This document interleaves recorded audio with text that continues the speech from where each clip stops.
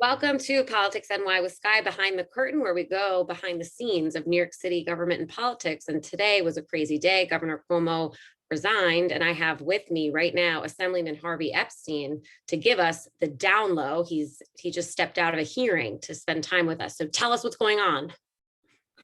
Well, I mean, you just said it. Governor Cuomo resigned. I think at the end of the day, he knew there was no longer a path for him. Every elected official in the city, state, and country, including President Biden, told him he was going to resign. He knew after our Judiciary Committee meeting yesterday, we were going to impeach him. And so I think he didn't want to be impeached and removed. So his only path was to resign. I mean, this is about strong women standing up against powerful men. And that's the story that we need to tell today. That we know of, over a dozen women who were sexually harassed by the governor, and we don't know how many we don't know about.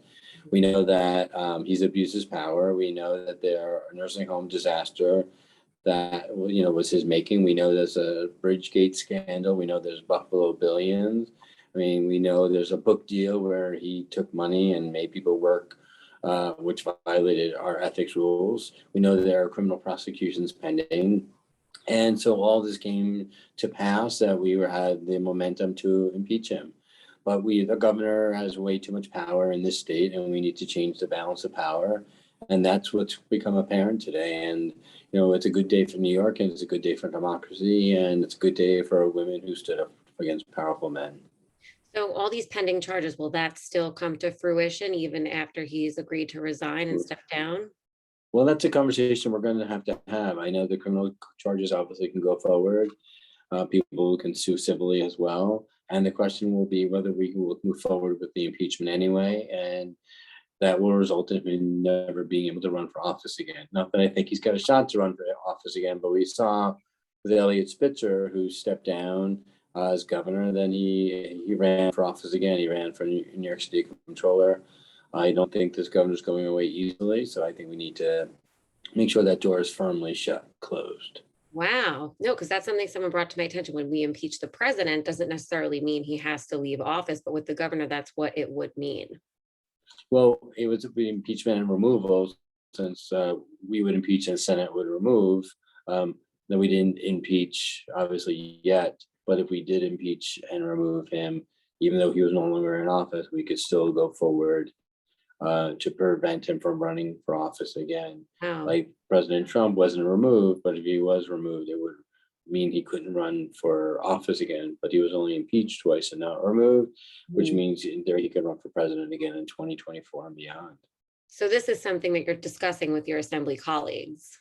It is something that we're actively discussing about now, because we're glad that he's resigned, and we're glad we're past the Cuomo moment, but we want to be past it forever, not just for now.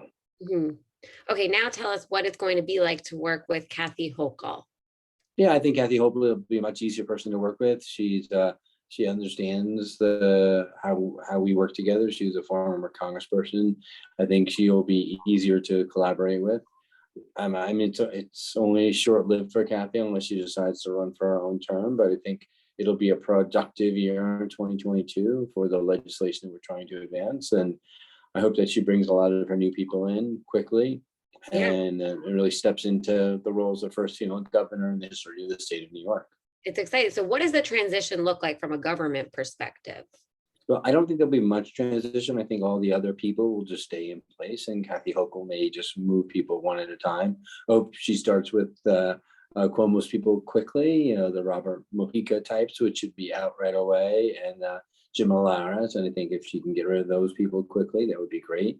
But there's so many agencies and so many people, so it'll be hard to do that, especially since, she needs people in place to be able to govern the state of New York. And she's got to, in this fall, prepare for her first budget. There's a lot going on with that. So there's a lot of conversations she has to have.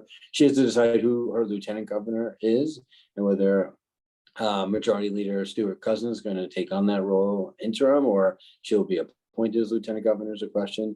So it's a lot of moving parts. There are positions that are vacant. We have to redistrict next year. We have some things on the ballot this year.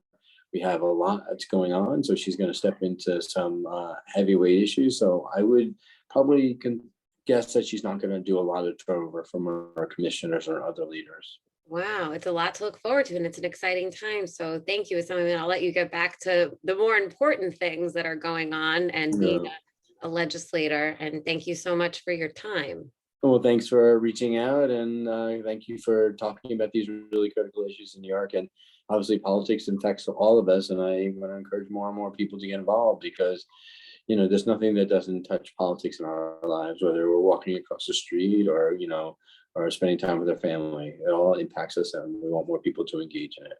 Yeah, that's a great takeaway message. Thank you so much to get more people engaged in politics because it literally impacts every part of our lives. So thank you Exactly. so much for being part of Behind the Curtain on PoliticsNY with Skye. All right, Bye. take care. Bye.